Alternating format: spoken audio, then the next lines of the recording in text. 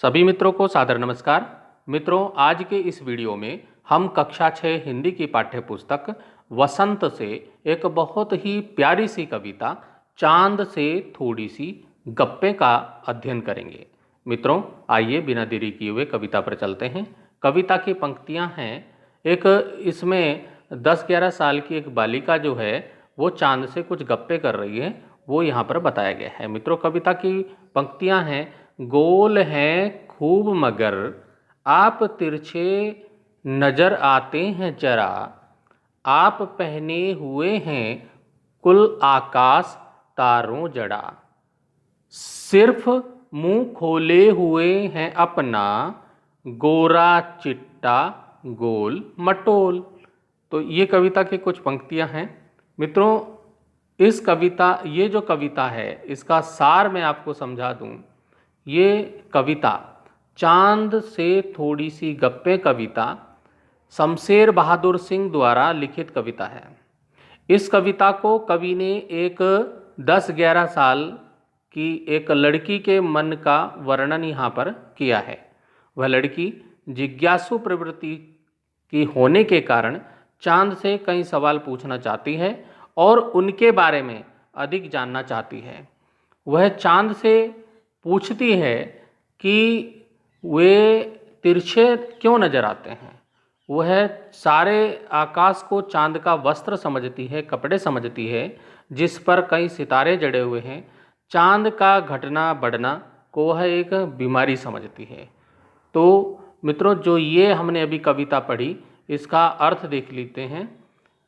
गोल हैं खूब मगर, लड़की चांद से कहती है कि आप गोल हैं खूब मगर, आप खूब गोल हैं मगर आप तिरछे नजर आते हैं जरा। जब आप गोल नहीं होते तो थोड़े तिरछे नजर आते हैं।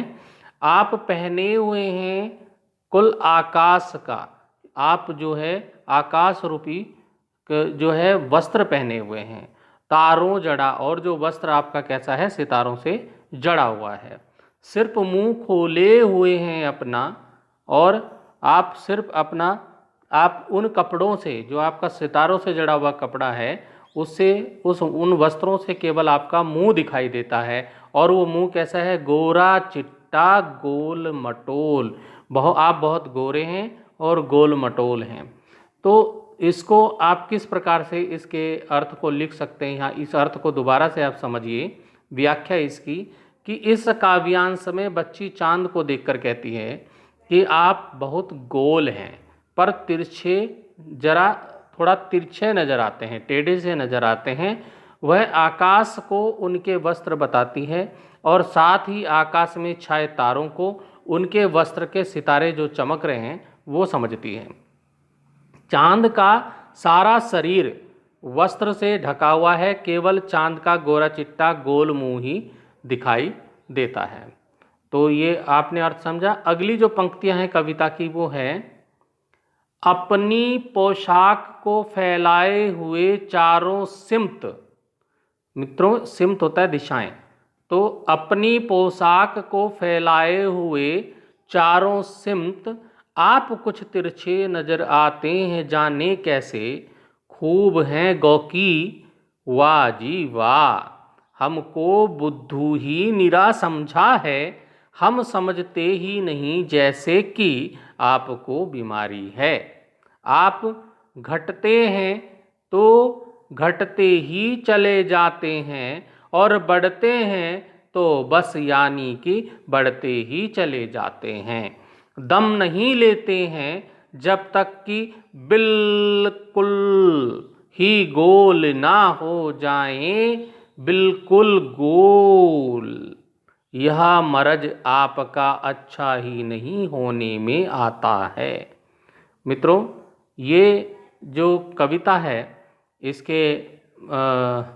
इसका जो अर्थ इस प्रकार से होगा, व्याख्या इसकी इस प्रकार से है कि लड़की चांद से कहती है कि उनकी पोशाक चारों दिशाओं में फैली हुई है। लड़की कहती है वे उसे कम अक्ल नहीं समझें, उसे पता है कि चांद को बीमारी है। जब वे घटते हैं तो वे लगातार घटते चले जाते हैं और बढ़ते हैं तो बढ़कर पूरे गोल मटोल हो जाते हैं। चांद की यह बीमारी उनसे ठीक ही नहीं हो रही है। मित्रों, इस जो ये अभी हमने कविता की पंक्तियां पढ़ी, इसमें जो कठिन शब्द आए थे उनको हम उनका अर्थ देख लेते हैं। सिमत का मतलब होता है दिशाएं। निरा एक शब्द आया है इसमें, निरा मतलब पूरा। दम, दम यानी सांस। मरज होता है बीमारी। बिल्कुल गोल मतलब पूरी तरह से गोल। और सुलभ, सुलभ होता है आसानी से प्राप्त किया जाने वाले को सुलभ बोलते हैं। तो मित्रों, अब इस कविता को फिर से हम एक बार यहाँ से समझ लीजिए कि अपनी पोशाक को फैलाए हुए चारों सिमत। लड़की कहती है चांद से कि आप अपनी पोशाक को, अपने वस्त्रों को चारों ओर, चारों दिशाओं में फैलाए हुए हैं। आप कुछ तिरछे नजर आते हैं, जाने कैसे।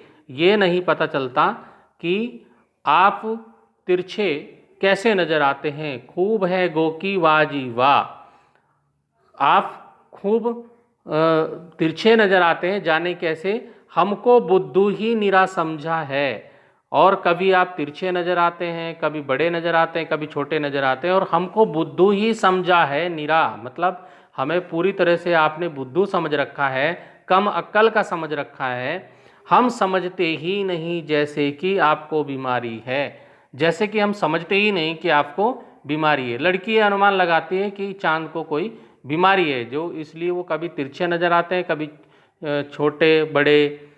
आप घटते हैं तो घटते ही चले जाते हैं। जब आप घटने लगते हैं तो आप घटते ही छोटे से छोटे, छोटे से छोटे होते जाते हैं। और बढ़ते हैं तो बस यानी कि बढ़ते ही चले जाते हैं। जब बढ़ने लगते हैं तो बढ़ते ही चले जाते हैं। दम नहीं लेते मतलब सांस नहीं लेते जब तक बिल्कुल ही गोल ना हो जाएं। जब तक बिल्कुल पूरी तरह से गोल ना हो जाएं, आप सांस नहीं देते। सांस तभी लेते हैं, दम तभी लेते हैं जब आप पूरी तरह से गोल हो जाते हैं। बिल्कुल गोल, बिल्कुल गोल आकार के हो जाते हैं। यह मरज आपका अच्छा ही नहीं होने में आता। ये जो आपकी बीमारी है यह अच्छी होने में ही नहीं आती। तो लड़की किस तरह से चांद से प्रश्न पूछती है, ये इस कविता में बताया गया है। मित्रों, इस वीडियो की यहीं पे समाप्ति करता हूँ। फिर अगले वीडियो में इस कविता पर आधारित प्रश्नोत्तर लेकर मैं उपस्थित होऊंगा। चांद सी थोड़ी सी गप्पें, चांद से जो थोड़ी सी गप्पें हैं 10-11 साल की लड़की की, ये कविता आपको कैसी लगी कमेंट बॉक्स में अवश्य बताइएगा। धन्यवाद।